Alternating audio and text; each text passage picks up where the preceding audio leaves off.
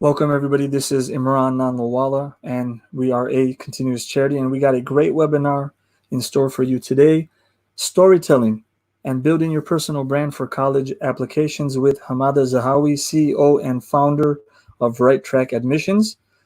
Hamada is a graduate of UCLA, University of Cambridge, UC Berkeley, and Harvard University. Right Track focuses on helping you craft your story through each stage, guided by their core pillars: guiding, story crafting, editing, and timekeeping.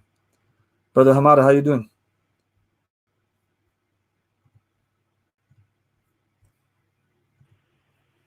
Can you hear me now, Hamada? I can hear you perfectly. How's everything, brother? Alhamdulillah. So we're really excited to have you today, and especially with the university semester. It's gonna start probably at the end of August, beginning of September in different places. So one step that most people have difficulties in is applying for universities, writing that personal statement. So just very quick before we go into the webinar, can you give us a high-level overview on why you started this organization? Sure. So as an applicant, well, first of all, thank you very much for having me. I think that's even more important than my story, but thank you very much for having me and giving me the opportunity. I think if there's one motivation I'd love to do is to help people really tell their story and be able to take that story to the next level, because the story you tell is also going to basically pave the path for the career you have and so on and so forth, and motivates you. It's your narrative. It's it's your brand and what takes you forward. So what really motivated me to kind of create this organization, and what I did was I studied abroad. I studied in Egypt as I guess in middle school and high school in a British school in Egypt. And so I really wasn't really accustomed to the storytelling process as maybe American students are, especially in high school and going into college. So when I applied, it was very difficult for me to get into a top tier school. So I really have to work very, very hard on my application. My SAT scores were dismal. And even though I had done well in the International Baccalaureate exam, effectively I didn't have a strong application to get into a top program. So I really worked hard on my essays, and it got me into UC Santa Barbara. I was able to then transfer to UCLA. And then thereafter, I really started understanding the necessity of storytelling and story crafting, the narrative you have, the personal brand that you carry with you. And that concept and that learning helped me get into UC Berkeley for law school. Later got me into Cambridge with a half scholarship. And then afterwards, I also applied the same learning lessons to get into Harvard at the Kennedy School with a full scholarship.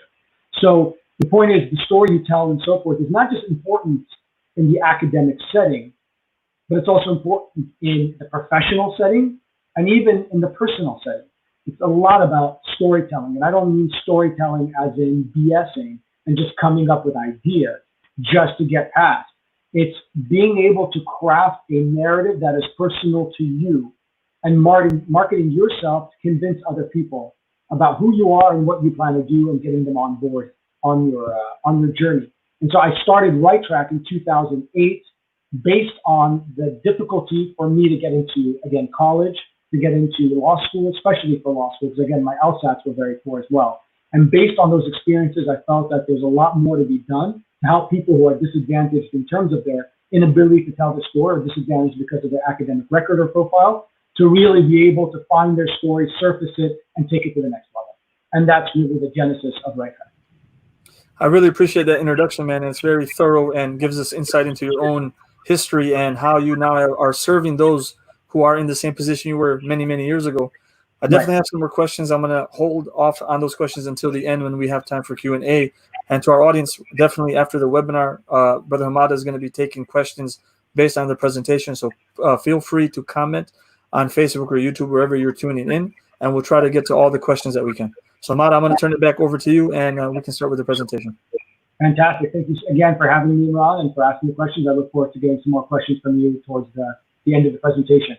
So to do this, I could pretty much do this presentation almost ad lib. I love it. It's something I'm really passionate about, but I thought it was even more important to kind of put it into a structured format. So I hope it doesn't bore people. I will still be here with you. You can see me on the left side of the screen to see my excitement when I do this kind of work.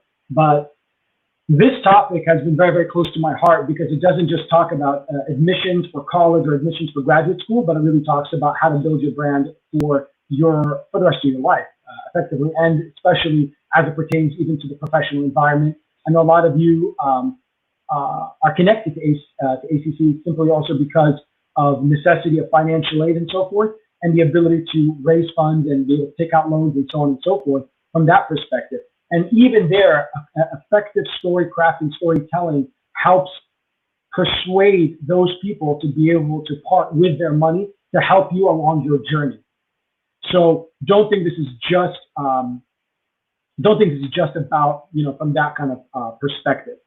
So in any event, what I wanted to kind of jump straight into the presentation, and let me know if you are having issues hearing me, let me know. I can see if I can try to find a workaround, but hopefully we'll be able to get past any technical difficulties and get straight into the substance of the presentation. So let me start by giving you guys a brief background. I think Brother Imran did a fantastic job talking about my own background, academics. Again, I went to UCLA, I transferred there from Santa Barbara. I graduated, alhamdulillah, summa cum laude in a history and political science role. I then went on to go to law school. That was a very difficult process for me to apply to law school again because my standardized scores were so poor, but I was able to get into UC Berkeley law. There I had an incredible journey, to be honest, even though law school sucks in many ways. It's very difficult, tedious, but I had an incredible journey. I was able to work with some colleagues to start the Berkeley Journal of Middle Eastern and Islamic Law at Berkeley, which modeled on UCLA's law's own journal, I was the editor-in-chief of the first issue that we published. I was in the law review. I did a bunch of things from the legal perspective. I also then went on to pass the California bar and practice as an attorney for a short time before then moving on to the U.S. government. And I'll talk a little bit about my own professional path. I also took some time out of school, out of law school, and went on to do a master's in Cambridge. I did an MPhil in international relations, which was a fascinating degree. I did that for a year, came back, finished up law school, worked in private law, and then started Right Track. Thereafter, the journey of life, as things have a way of kind of panning out, I ended up working with the U.S. government doing international development law, something I had actually written about in the story that I told for law school, which was truly fascinating. That doesn't really happen that often, right? That you are able to talk about something and then 9-10 years later, you end up doing exactly what you're talking about or wanted to do. So I ended up doing international development law, working with the U.S. government, Department of Commerce under the Obama administration, which I was very proud of doing. I focused on Iraq, my country of origin, and I also worked throughout the Middle East, South Asia, Eastern Europe, and some other parts of the world, helping from an international development perspective.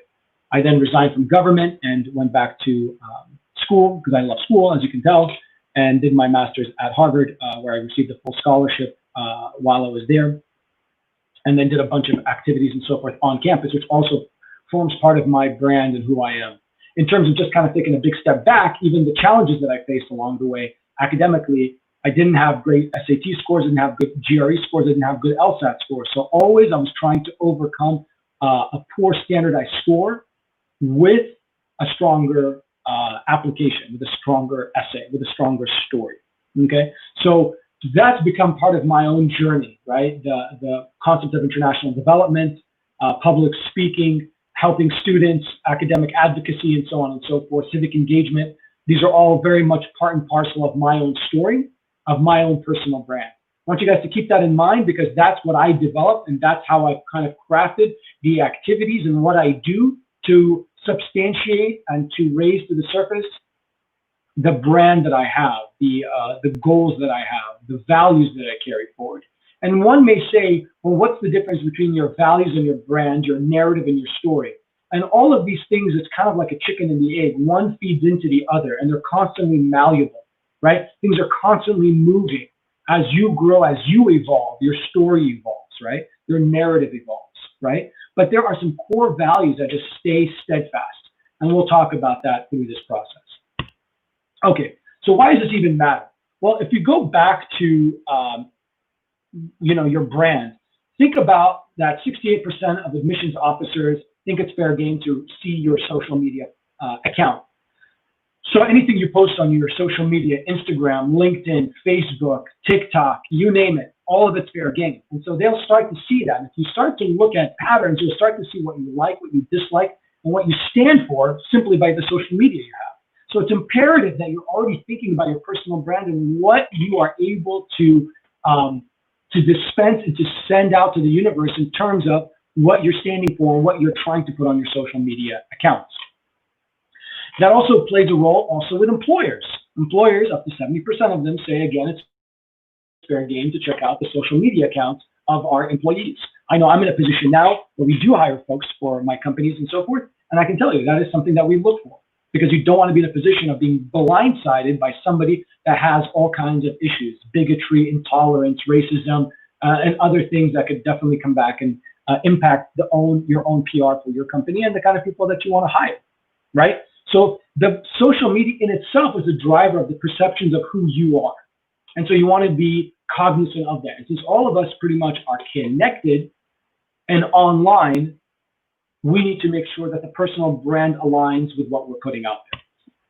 So when you're thinking about it, in the end of the day, especially from the academic perspective, your grades, your SAT scores, especially, for example, some schools are basically waiving or creating optionality for SATs and ACTs.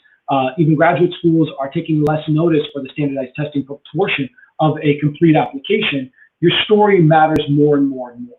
So how do we start building your story brand? Well, I guess it's easy to say the first one, to get you to know yourself, right? Who are you? What do you stand for? Now, some of you may be in your 20s, maybe in your 30s, right? And thinking to yourself, well, I've already kind of formulated who I am. I don't need to keep thinking about that. But you do, because you're constantly evolving, right? You're constantly evolving. So you want to ask yourself, how are you unique? If you had a superpower, what would it be? If you had core values, things that are triggers to you, those are good ideas. What triggers you?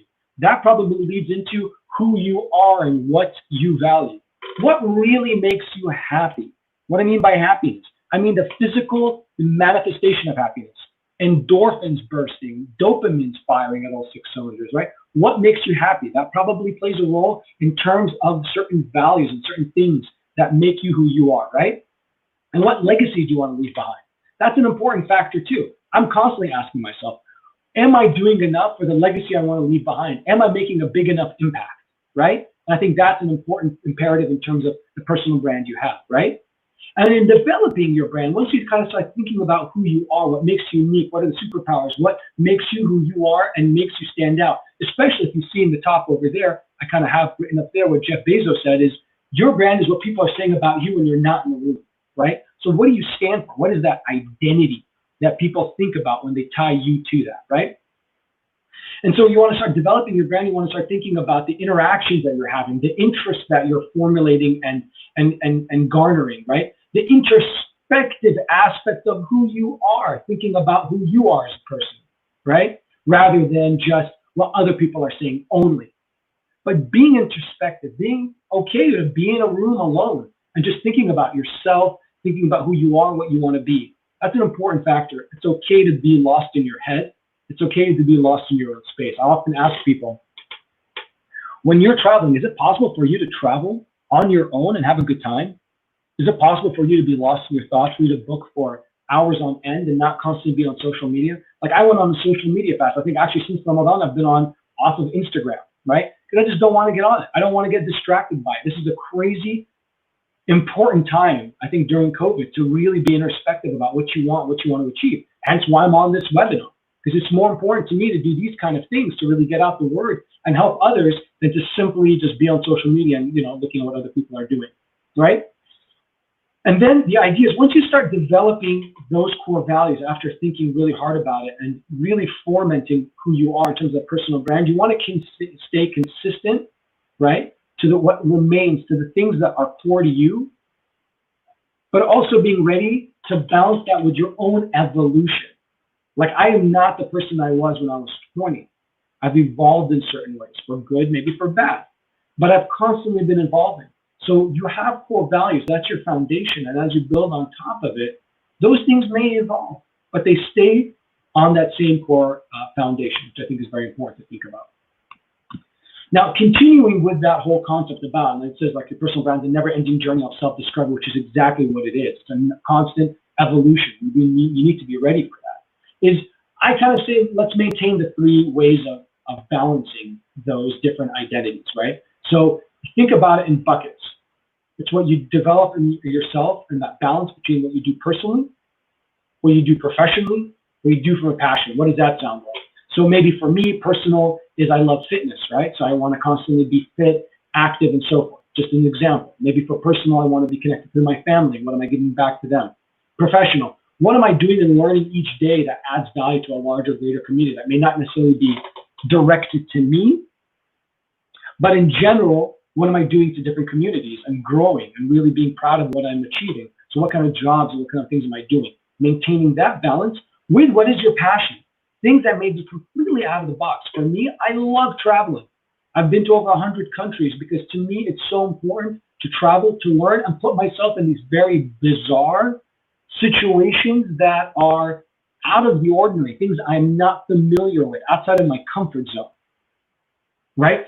That to me is an important way of my own personal development. So I always try to maintain that balance between what am I giving back to the people I love, to myself included, right? What am I doing to kind of grow personally? What am I doing to kind of grow and develop and evolve professionally? And what am I doing to really harbor and kind of really still work on those things that I'm very passionate about, right? And then balancing that also helps with your own branding and identity. When people think about me, they definitely do think about my passions because that's what I put a lot out on social media. When people think about me that I've worked with, they think about the kind of things that I've done in terms of my own core values as a professional, right? A couple other things I want you to kind of think about as well is building your tribe, that network. It's so imperative that, I mean, even let's just use this example of being on this webinar. The reason I'm on it wasn't because I found ACC, is because somebody at ACC knows me, knows the kind of work that I've done, and contacted me and said, we'd love to have you, right? And that only would have happened, or that would never have happened, excuse me, if I hadn't been out there really putting my brand in people's radar, right? If I hadn't been social, if I hadn't networked and built communities across the country, right?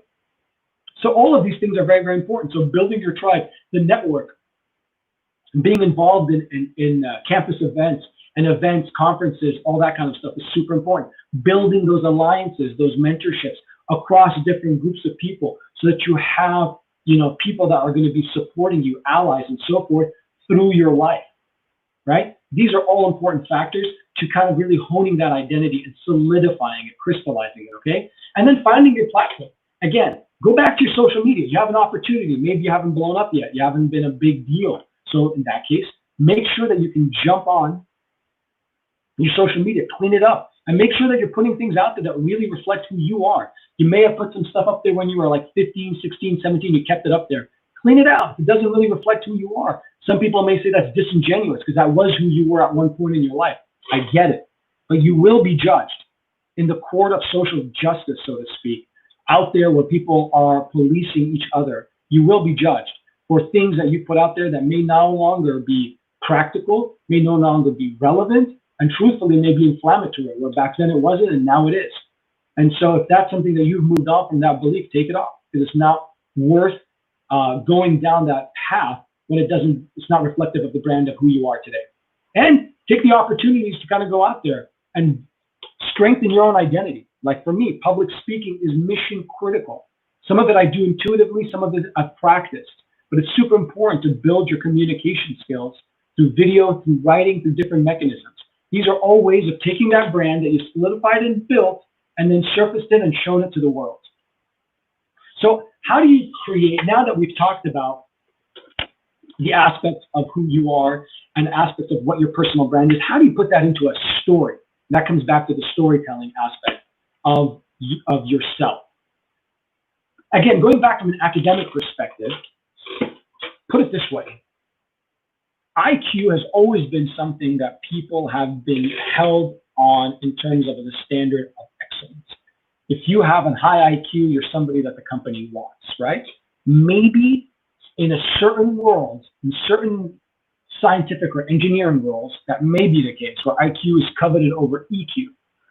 But a true adaptable company, okay, is able and would want and would prefer to have students that have EQ, or employees that have high EQ, that can work well with people across the globe, work well with people across the the interprofessional hierarchy, people that have the emotional skills to be able to convince, to bring people on board to lead. So EQ is critical, which is why it's so important that when you're thinking about your story, you're not just thinking about it from a purely technical IQ perspective, but from an EQ perspective, from an emotional intelligence perspective. So I recently filmed a video for the YouTube channel for Right Track Admissions about living your story, the concept of to live your story. Because if you are applying for a job, say, or you're applying for an academic, for college admissions, and you are, let's say, a rising sophomore or even a rising junior, right? If you don't have the volunteer experiences, the experience that showcase your compassion, the experience that showcase your leadership, your ability to work well with others, the ability to be vulnerable, the ability to take on challenges, if you don't have these experiences, okay, when it gets time to writing your story or applying to that job, and if you don't have those stories, how are you going to be able to work through an interview where those questions will come up and you'll have no answer? Where those questions and applications will come up and you'll have no answer. It is imperative that you start building out your life, living it today for tomorrow, living your story, right? That seems like a convoluted, almost like Twilight Zone-ish concept. Like, I'm going to be writing about what's going to happen to me today. So if tomorrow there's a car accident in front of me, that will impact and imprint something in my mind, that will impact something else in my mind. And I want to be cognizant of that, because that may become the story that I will write about later on. That will probably impact who I am. So to do that, to think about these things, to establish the story, to live your story, you need to be proactive first and foremost. And by being proactive, I mean, don't just passively sit back and wait for life to happen to you. Go out there and seize it. That is critical. That is important, okay? In thinking about being proactive, taking on those challenges, making life experiences, you also want to embrace those challenges, take on those risks. If there's something that's been in front of you, let's use, being Muslim in America, for, since the most recent administration and even before, Muslims have had a very difficult time here, difficult time internationally, right? So they faced all kinds of trials and tribulations. Those in and of themselves, you either stood up to those challenges in a way that made sense, that wasn't, let's say, illegal, but you stood up to those challenges and that made you who you are. But you want to think about that. That informs your story, and that informs what you're going to actually do and answer when it comes to your applications. Again, so you want to embrace those challenges. You want to be proactive. You want to take those risks. If you don't take calculated risks, you're never going to learn, right? Even small risks, even small things, as long as they're calculated, they're not going to impact you in the long run in terms of hurt you or anything like that. I talked about networking and building your community. Again, socializing with others is mission critical, whether it's your friends, family, classmates, employers, coaches. Socializing, learning from other people, helping other people in the process is also extremely important. Okay? And then another aspect of it, like there's two aspects. The other aspect I want to kind of really hone on is set yourself goals. I constantly have a reminder in my calendar that pops up that says, doing a weekly outlook, kind of looking and assessing what have I accomplished this week, taking stock of those, taking stock of where I didn't accomplish, and then basically almost either writing out or even just thinking about it theoretically, what am I going to be doing for the next week, so that the following week I've really gained from the week that I've just had. So set goals for yourself, small or high, start small, and then start building them up. Because I think that's a very, very important way of kind of building yourself and being goal-oriented and thinking forward. I always say this is something that I lack, and I hope you do not, is being creative. I think is so important, and really honing on those hobbies. I constantly gave myself certain things I wanted to learn, like playing a guitar or even salsa dancing or something like that. I think it's super important to think in a different way that you normally wouldn't. I take painting classes. I've done that during the COVID crisis since, we're all cooped up at home. So I've been trying to do more things that are creative in nature so that I can develop another part of my own brain and my own talents and my own story, right? Take leadership experiences. When I was at UCLA as an undergraduate, I became president of the United Arab Society right after September 11th.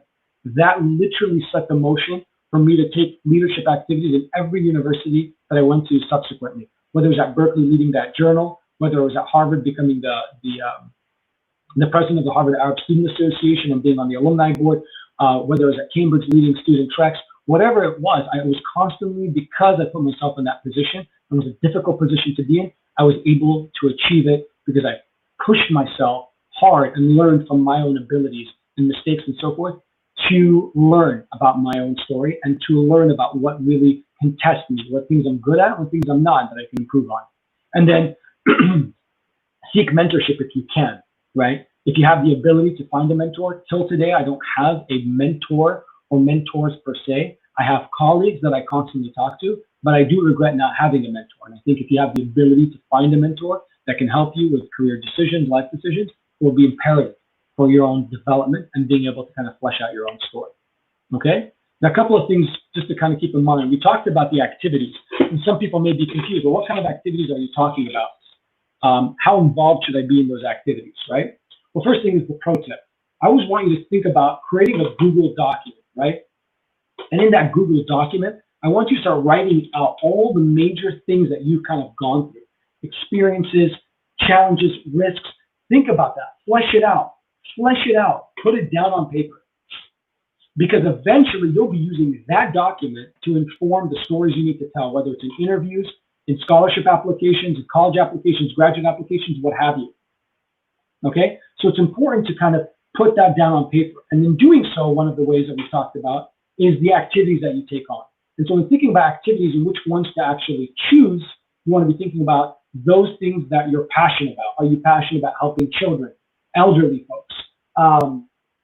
Are you passionate about sports, immigration? Are you passionate about travel? What is it you're passionate about? Start building those activities around that passion, because that passion is what's going to give you the long game and the staying power to maximize it, to also give you the motivation to take on a leadership position, right?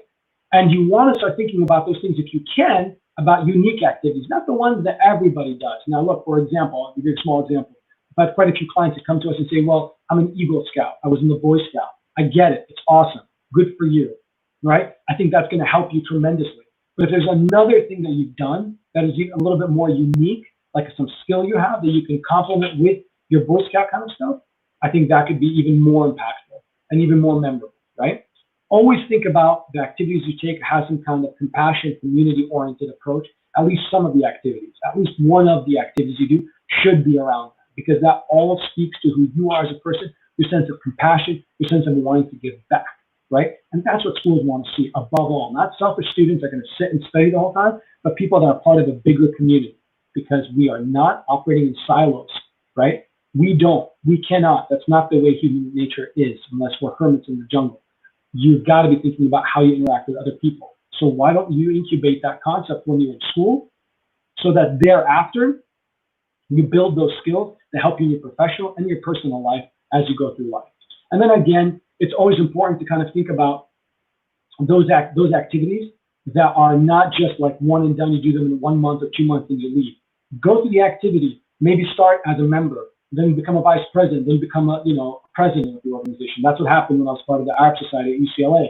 I started off as just a member, and then when the going got tough, they needed somebody to step up to the challenge. I stepped up to it right after September 11th. And you can imagine the fallout of being Muslim and Arab at UCLA at that time, right after September 11th. But that helped because I kind of did it for 2 years. And then when the call came, I was ready to kind of step into it. So don't take on 50 activities.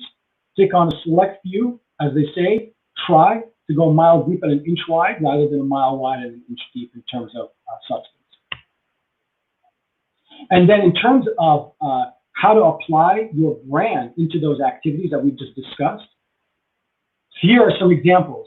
So this is just, I'll just quickly kind of say it is, think about in terms of activities, in terms of like, oh, I love advocacy. Well, think about student government. Think about, creating an organization, an anti-bullying campaign, right? When you're thinking about volunteer activities, think about the passion that you have in certain areas. Well, I love music. Well, then teach music to kids. I love medicine because I want to become a doctor. Then go help, in an elderly community, right? Or I love animals. I'm compassionate to animals. Think about looking at a shelter, right? So think about those kind of things. The same with the interests in terms of part-time and internships that you have. Think about how you can be involved in things that really kind of showcase those passions and those things, that all comes back to the brand that you have and what you live for, right? Academics, those are other activities that you can be thinking about. And then the life experiences. We've spoken about this quite a few times in terms of if you faced challenges in your life, likely many of us have, some of us have buried it, but those activities make you who you are, right? You have to go through hell to get to heaven.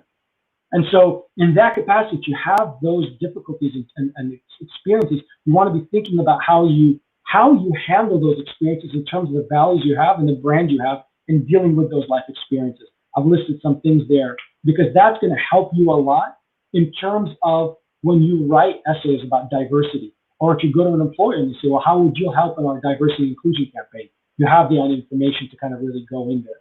And it's not enough, to be honest, just to say I'm Muslim and I practice the religion. It has to be about more than that. Truly, we do not live in a Muslim world. That's a fact, and that's a good thing. In my opinion, that's a great thing because it's all about diversity. It's better to learn from every other culture, not just living in a bubble of just people that are like-minded only. It's imperative to kind of think out of that because you grow through those challenges, those differences, right? That's what they say, you celebrate those differences. So if you're ever writing about that in your stories, in the diversity statement or the job, you want to harp more, not just on, I'm Muslim, this is my community, but as a Muslim in my community, I've learned certain mechanisms of tolerance, which have allowed me to reach out to different communities, which have allowed me to build bridges between communities, which allows me to transfer that sense of compassion to other issues and other factors out there that really can help society, not just because I'm Muslim and only Muslim, but Islam has taught me certain core values that have allowed me to be a tolerant, open-minded person that can reach across different religions and cultures. Something I put in there as well, which is the summer activities, which I think is also important, especially if you are a rising, if you're in high school or even in college, make sure to take advantage of those summer activities in terms of the activities you take, because your competition is. Obviously now we're in a little bit of a tougher situation with COVID, but you can do things from behind, closed doors. For example, I'm working with an organization here in Los Angeles that's helping elderly community get connected to local volunteers that can help get their groceries and get their medications, right? And I'm a volunteer coordinator contacting the elderly folk and also connecting them to volunteers that can help them out. And I'm doing that all behind the comforts of my computer. So there's all kinds of ways to do work that is beneficial to the community and so forth in terms of your activities that you take normally or even you do during the summer. Last but not least, I think it's important to kind of just put this point, which is kind of like a hack that I've thought about, and I think it's been very, very useful for those that have worked with us, which is if you're building your brand and building your story, forget the brand, but building your story, right? And you'd say you're 16 applying when you're 18. You're going to say, well, what should I be thinking about? What should I be doing? What activities? Do yourself a favor. Go to your top 3-4 universities, right? And take a look at the essays they've asked in that previous year. Take a look at them right there. Tell us about a topic that changed your mind. Tell us about a problem you want to solve. Tell us about a class you want to teach, right? If you're like, man, I have no idea how to answer that, start thinking about that now and reverse engineer it. Start thinking about those experiences that can really play a role in being able to resolve those issues, to be able to answer those questions, right? And that's not just for undergraduates, but that's also for graduate students as well in almost every field. Look at the questions they're asking. Get a sense of what kind of student they want for that school. And start building your extracurricular activities and so forth around those core essays and qualities that they're looking for amongst their population. And as you can see, it's about beliefs, passion, action, and so forth, and goals. Those are really the key elements that these schools are looking for. Anyway, that's pretty much it. There's a ton more you can talk about. The topic is very esoteric in ways. It's a very big topic, but it's one that I've found constantly, as I've been doing this for 12 years, helping students, that there constantly comes back to what is the story. And I notice immediately that when a student doesn't have a core values, strong core values, doesn't have a strong brand, doesn't have a strong narrative from the beginning, it's almost impossible to put together an effective story that will convince anybody to take that student on. And that's something you need to be building over time. So I hope that's helpful to you, and I hope that you can see the benefits of such an approach as it pertains not just for the academics, but for the professional realm, when you're writing cover letters, when you're hitting up people on LinkedIn, when you're putting things on your resume, and when you're going through the job interview process, and even in your personal life, whether talking to a spouse, a significant other, your friend, convincing them of an idea and so forth, it comes down to your certain core values, the brand that you have, that you identify with, and how you're able to articulate that effectively to win them over. So I hope that's been helpful from that perspective. I've got up there on the screen different sources that we have that I'm sure Imran and the team can share with you guys. If you're applying to schools, we've got sample essays there for you, blog articles. We're putting out a lot of video content now, talking about a lot of these really critical topics, especially during COVID. We have a whole Quora channel with about 100 answers related to all kinds of issues and topics, whether it's in graduate school or college.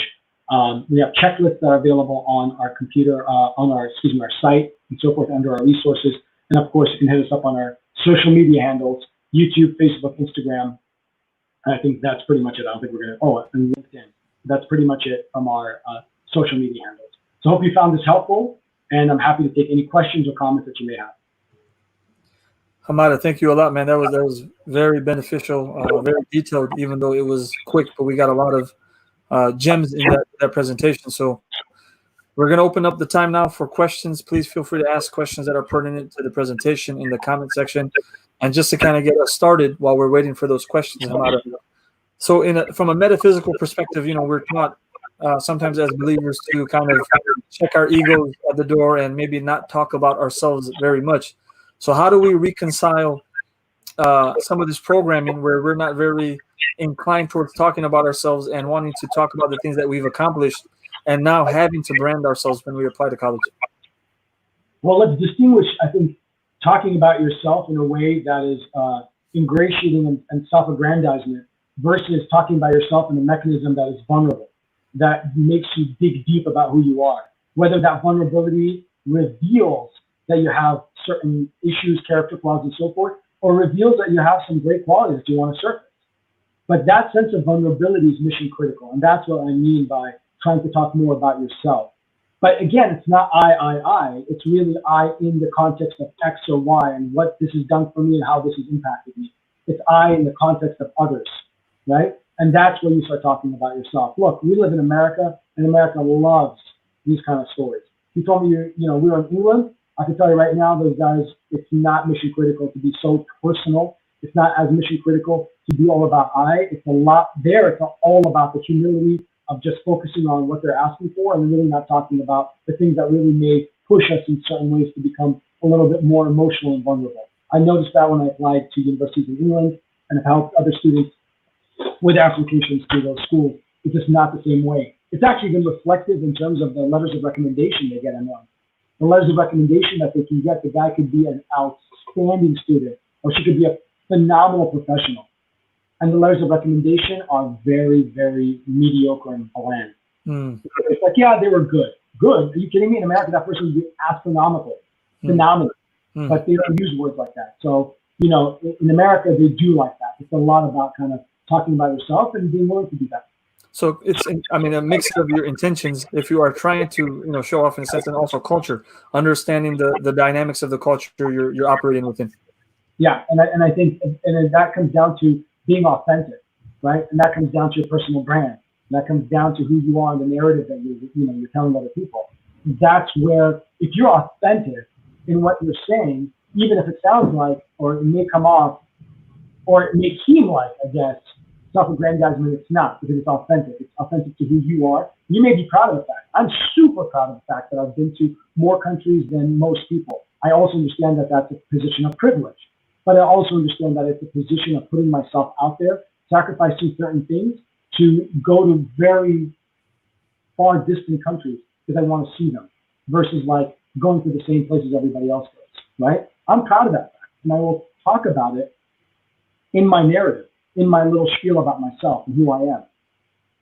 What's interesting is you brought up being vulnerable, and even in like leadership training and talking about effective leadership, they talk about becoming vulnerable, fostering this trust with your team. So what would you say to this? I've heard this advice before in terms of, I remember I talked to a college counselor, guidance counselor, what have you, and he was talking about people who talk about ailments and illnesses that they have gotten over. And he said that he didn't advise people use such stories in their applications because it could be looked upon as, wait, is this person going to get sick again? Is this person going to relapse? Is this going to cost the university some money? So how would you respond to that? It's a tough question because I've had people that say, well, I have certain mental conditions, schizophrenia, bipolar, anger issues, PTSD, what have you. And I'm not going to lie. I think part of me, I think just my own ingrained thinking is you want to tread lightly because you never know when that could come back against you, or and you can never find out if you were dinged from a school or from a job because you were upfront honest about a certain mental condition that you have. But if you have certain illnesses and so forth, and you don't have to talk about like, I am in the situation, I don't know if I'm going to live or die. But you talk about like, this is how I've come through this very difficult time, and I could have either gone one way or the other, but my mental strength really pushed me in one way to persevere. And I found other people who are in the same situation as me, and we built a community, and through that we built a sense of resilience. And through that, it's something I want to share. I want to take life by the horns, and I want to do everything I can to maximize what I have, with the time that I'm given. Right? There is a huge difference between a story about, hey, woe is me, this is what I'm going through, I don't know how long I'm going to live, and I really hope I can maximize this program. There's a huge difference, right? Right. So you had a very interesting slide up at one point talking about that there's so many people who are getting very good grades and they rank at the top of their classes. So that's not good enough now when you apply to college. And that personal brand, that personal story is important. But given the fact that we live in the age of social media and everybody and their mothers has a story or a brand or a podcast, have you found that college students today have even more of a difficult time getting admissions than, say, 10 years ago, 5 years ago, 20 years ago? Well, I think it was a different time back then. We were assessed on different values and different things, different challenges back then, right? But right now, you're right. I mean, it's hard to, there's so much social space. I mean, even look at the stuff we're doing. We've been trying, Right Track to kind of get more content out there that really helps people. And it's hard. There's a lot of people who are far better at becoming influencers, right? It's almost an art to do that. So you come out of genuinely, you don't know how to actually operate it. It can be very difficult. So there's a lot of space that's being claimed out there. What makes you different is really, I think, that sense of vulnerability, digging really deep about who you are, because each one of us can be impacted in different ways, whether it's from the COVID crisis or our own religious beliefs or lack of religious beliefs or our family's influence or cultural influence or what have you. So everybody has their own way of dealing with it. And that's really where you can kind of surface your stories, that inner vulnerability, kind of find out who you are. Versus we all like soccer or we all like, hip hop or whatever it is, so that all our identities become very similar. The way we distinguish our identities through the vulnerability, the challenges, the risks that we take, and the challenges that we face. And that's really what distinguishes you from the next person. Not just doing, jumping on the same bandwagon, because then it becomes like a copy paste, right? You're like, oh yeah, there we go again. Another student who loves hip hop, another student who loves American football, another student that wants to be a YouTube superstar, talking about food or talking about whatever it is, right? It's really about those vulnerabilities that make you kind of craft you. I mean, I'm hoping even through this, what I'm talking to you now, all of this is not something I learned out of a book. It's experience I've had through my life, right? All the years that I've had, everything's kind of been thrown around. There is no rhyme or reason sometimes. It's through those difficulties and things that I've faced that I'm able to kind of churn out life lessons that I can then talk to other people about, making it even more authentic. Just a personal question, based on the fact that you've traveled to over 130 countries, just give us a quick rundown, man, of some benefits of traveling, meeting people from different cultures, different backgrounds, and even I could see that being such a benefit in your current role, where you're having to help people craft their narratives. So just some benefits for traveling. Sure. It's a great question. Again, one I'm very proud of. My goal was to hit 150 countries this year. That definitely did not happen. I'm at 141 now, and it's something that's taken a long time to establish and achieve. But through that process, what keeps motivating me to go to very distant places and so forth is that one is the constant for me testing myself. I put myself in very odd situations, which you're going to naturally have when you're going to very different countries with different cultures, different histories. So one is the opportunity to see how do I act in a completely different environment. Number two is there's a great commercial on Turkish Airlines about this, about travel, and the fact that it's one of those rare things that you can do, which can really hone all your senses. You smell something. I don't know about you, but if you go to a different country, there's a certain smell when you just get off the plane, and it's the smell. It's what you see. It's what you hear. It's what you touch. It's what you taste. And it's very rare in life that we can take all five and heighten those senses to create almost a super sixth sense. And that's not just intuition, but that's a sixth sense of feeling really alive. And that comes from travel for me. That's what it brings it all. That's when I'm in my flow state, so to speak. Another factor for me is almost anybody I meet, I can always say, oh, what's your background? And they could say anywhere from Nigerian to from Vanuatu to Cote d'Ivoire, all the way down to Colombia. And I've been there. I have a story to say. I can relate to them. And this also helps me when I'm drafting and thinking about narratives for people and coming up with their narratives, because I've been to the country, so I have those touch points. So it allows me to be more relatable and understand people far better than others.